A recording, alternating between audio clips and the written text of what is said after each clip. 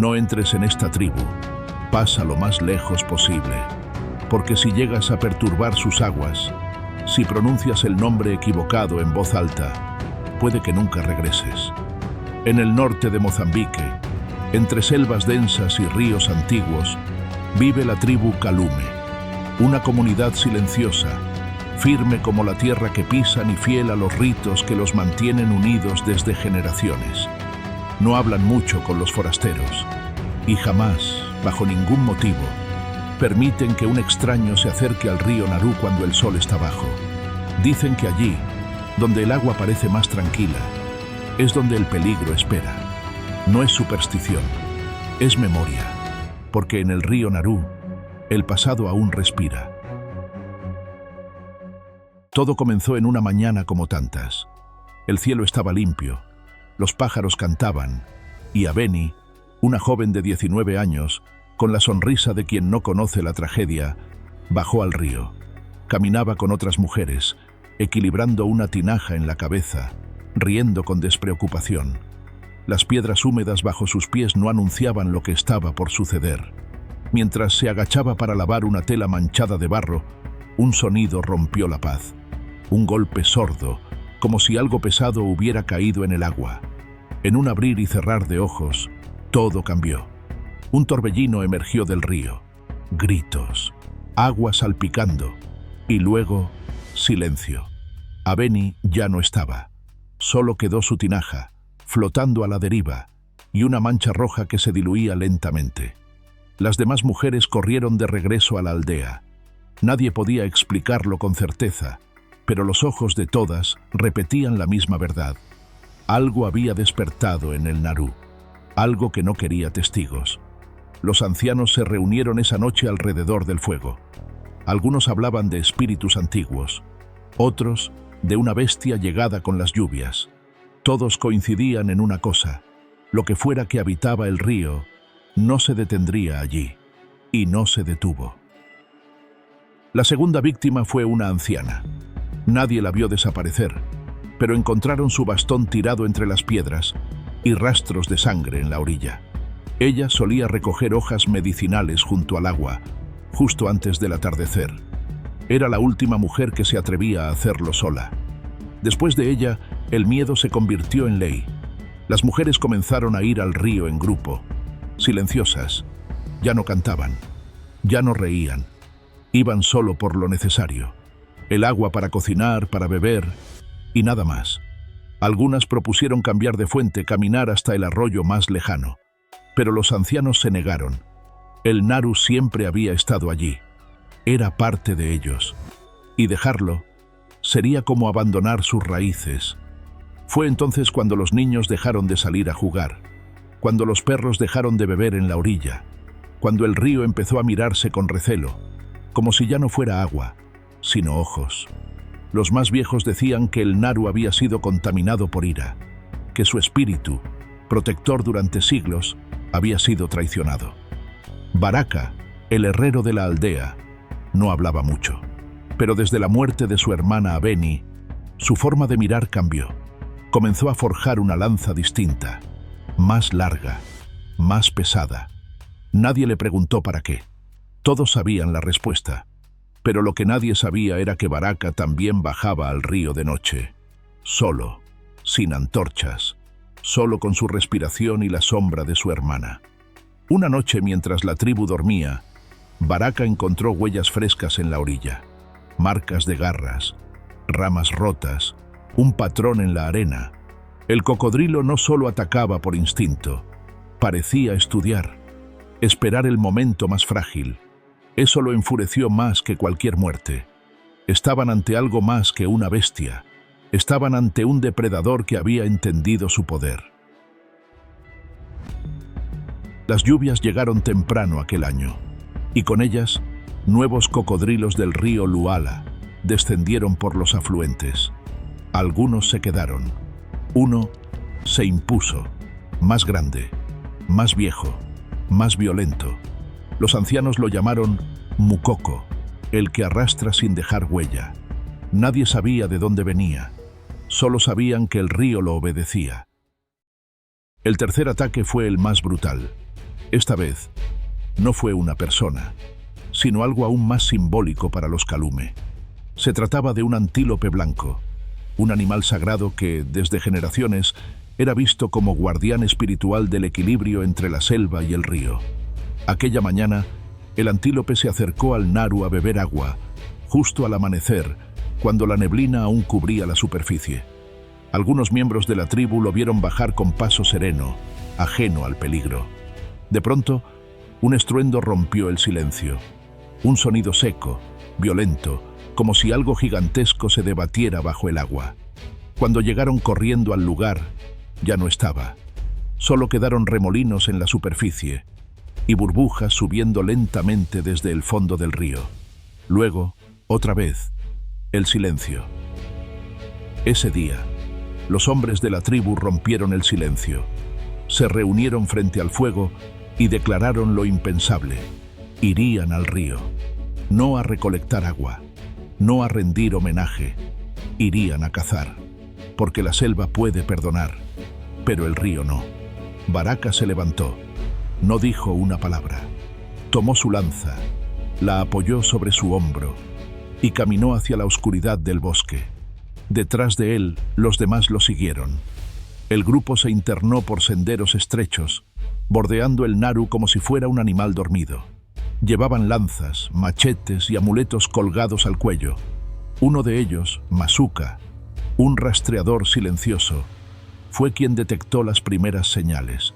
Árboles arañados, una roca con marcas recientes, plumas de garza esparcidas. Allí había ocurrido algo violento, algo demasiado cerca. Pasaron la noche ocultos entre los juncos, en completo silencio. El agua corría con lentitud, como si también esperara. En la madrugada, una figura oscura emergió entre las sombras. Era enorme. Se deslizaba con una lentitud imposible, como si supiera que estaba siendo observado. Nadie respiró. Baraka levantó su lanza, pero no atacó. Mukoko olfateó el aire, giró su cabeza y luego desapareció de nuevo bajo el agua. Esa noche no habría sangre, pero tampoco habría descanso. Ahora sabían dónde estaba, y él también sabía que lo buscaban. Volvieron a la aldea antes del amanecer. El miedo no había disminuido, solo se había transformado. Lo que antes era terror, ahora era preparación. Baraka se encerró en su taller. Fundió hierro, templó madera, afiló la punta de su lanza con una piedra ancestral. Una herramienta ya no era suficiente. Necesitaban estrategia, necesitaban precisión. Iban a enfrentarse a una criatura que ya conocía el sabor del miedo humano y que no tenía intención de soltarlo. Durante 3 días, Baraka y su grupo no hablaron del ataque. No hacía falta. La última desaparición flotaba sobre la aldea como una nube espesa. No había cantos, no había fuego por la noche, solo un murmullo, apenas audible, que nacía en el corazón del río y crecía en el pecho de cada hombre. Había que actuar. El plan no fue anunciado. Nació en la mirada de Baraka y se propagó como una fiebre silenciosa. Comenzaron a recolectar materiales del bosque, ramas gruesas, fibras de palma, piedras afiladas. Trabajaban al amanecer, cuando la niebla aún cubría el suelo, y al anochecer, ocultos por las sombras de los árboles. No querían testigos, ni siquiera del viento. La trampa fue construida cerca de una curva del río, donde Mukoko había sido visto varias veces. Allí, aprovecharon una depresión natural del terreno y cavaron más profundo, reforzando las paredes con raíces. Sobre el hueco, colocaron una falsa superficie de ramas, tierra y hojas secas. En el fondo, enterraron lanzas de madera endurecida al fuego, dispuestas como los dientes de una boca hambrienta. No buscaban venganza, querían justicia, querían que el río devolviera algo más que miedo. Baraka no dormía, se mantenía en vigilia desde una rama alta, observando. Estudiaba el comportamiento de las garzas, el ritmo del agua, las señales que los animales dejaban en el barro. Sabía que Mukoko no era una bestia común. Atacaba con estrategia. Cambiaba de rutas, evitaba el ruido, parecía calcular. Cada noche, los hombres se turnaban para vigilar la trampa. Desde lo alto de los árboles o escondidos entre las piedras, observaban en silencio, tensos como arcos. Baraka siempre elegía el lugar más peligroso, no por valentía, sino por culpa. Había visto desaparecer a los suyos y sabía que no podía permitirse otro error. La tercera noche fue distinta. La luna se escondía tras las nubes y un viento frío rozaba la piel como advertencia. El bosque estaba inmóvil. Ni insectos, ni aves. Nada. Solo el río, fluyendo con un sonido espeso, lento, como si contuviera la respiración. Baraka sintió la presencia antes de verla. Una presión en el pecho. Una alerta que venía de lo más profundo de su memoria tribal. Algo se acercaba. Algo viejo. Algo despierto. Entonces, un crujido. Leve. Preciso. Una rama, luego otra. Desde la penumbra, la silueta de Mukoko emergió. Era más grande de lo que imaginaban. Su cuerpo arrastraba el lodo como si la tierra se negara a sostenerlo. Sus ojos, uno claro, el otro cubierto por una capa opaca, brillaban con intención. No era hambre, era reconocimiento. Mukoko se aproximó con cautela. No era un animal errático. Caminaba como quien inspecciona un templo. Olfateó el aire. Se detuvo. Avanzó un paso. Se detuvo de nuevo. El silencio en la ribera era absoluto. Baraka no se movía, ni respiraba. Sabía que una hoja caída podía arruinarlo todo. El cocodrilo se detuvo justo sobre la trampa. Su peso hizo crujir la estructura. Pareció dudar. Retrocedió. Pero entonces, como si algo más fuerte que él lo empujara, dio otro paso, y la tierra cedió. El sonido fue brutal, un estallido seco seguido por un rugido que no parecía de este mundo. Mukoko cayó.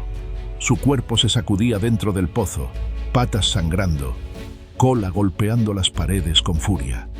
Intentó trepar, pero las lanzas lo mantenían abajo, sujetándolo como dedos vengativos. Baraka bajó lentamente. Cada paso era una decisión. Llevaba la lanza en alto pero no temblaba. Sus ojos estaban fijos en la criatura que ahora se revolvía con desesperación. Cuando se detuvo frente al borde del pozo, Mukoko alzó la mirada. Por un instante se encontraron. No había odio en ninguno de los dos, solo comprensión. Baraka levantó la lanza. La hundió una vez, otra y otra. No fue violencia. Fue liberación. La sangre manchó el suelo como una ofrenda antigua. Cuando el cuerpo de Mukoko dejó de moverse, el río volvió a sonar. Los demás hombres llegaron corriendo. Se detuvieron al ver a Baraka de pie, cubierto de barro y sangre, junto al cadáver de la bestia. Nadie habló, nadie gritó. Se quedaron allí, escuchando cómo la selva recuperaba su respiración. Esa noche no hubo celebración. Solo silencio. El tipo de silencio que no asusta, sino que limpia. Al amanecer, la aldea entera se reunió a orillas del río Naru. Los hombres regresaron con el cuerpo de Mukoko tendido sobre una camilla improvisada de ramas gruesas. No lo ocultaron. Lo mostraron. No como trofeo, sino como testimonio. El monstruo había caído, pero el miedo tardaría más en morir.